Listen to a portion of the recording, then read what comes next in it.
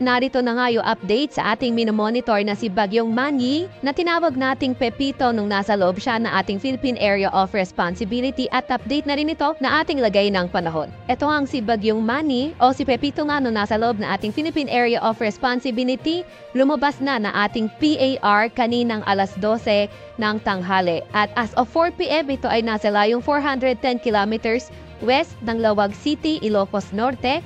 Ito ay nagtataglay ng lakas na hangin na 110 kilometers per hour malapit sa sentro at bugso na abot sa 135 kilometers per hour. Kumikilos sa direksyong west-northwest sa bilis na 20 kilometers per hour. Ito ngang si Manny ay wala ng direktang epekto sa kahit na anong parte ng ating bansa. Subalit ang nakaka-apekto ngayon ay ang shear line na nakaka-apekto sa may extreme northern Luzon. Para naman sa lagay ng panahon sa may Batanes area, itong shear line ay magdadala ng cloudy skies na may mga rain showers at isolated na mga thunderstorms. Dito naman sa may Batanes, asahan natin yung northeasterly surface wind flow, posible magdala ng maulap na kalangitan na may mga pag-ulan.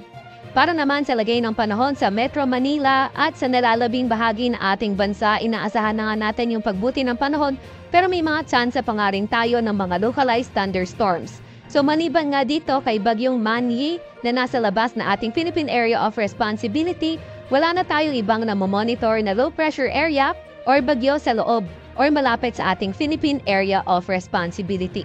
So eto na nga, yung latest trap ni Manny o si Pepito no nasa loob ng PAR. So nasa labas na nga ito na ating Philippine Area of Responsibility at gaya ng nabanggit natin kanina ay wala ng direktang epekto sa kahit na anong parte na ating bansa. Para naman sa lagay ng panahon natin bukas, asahan natin nasa may Babuyan Islands patuloy pa rin na magdadala ng mga paulan at mga isolated thunderstorms ang shear line sa may Babuyan Islands pati na rin sa mga kalapit na lugar. At sa may Batanes area naman ay asahan naman natin yung maulap na papawirin na may mga pagkulan dulot pa rin ng northeasterly surface wind flow. Sa Metro Manila at sa nalalabing bahagi ng ating Luzon, asahan naman natin fair weather conditions, may mga tsansa pa nga rin tayo ng mga localized thunderstorms. Para naman sa lagay ng panahon, Visayas at Mindanao inaasahan nga natin patuloy pa rin yung fair weather conditions with chances of localized thunderstorms.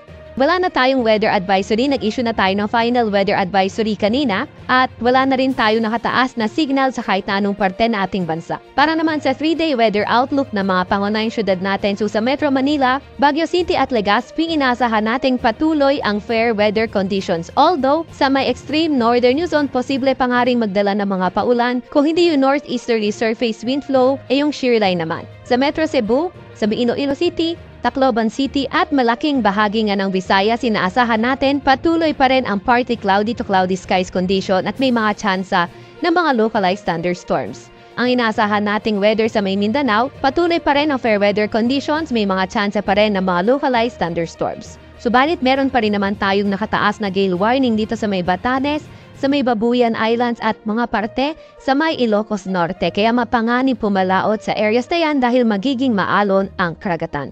Muling pinaalalahanan ang lahat ng mga residente sa mga apektadong lugar na maghanda at maging alerto.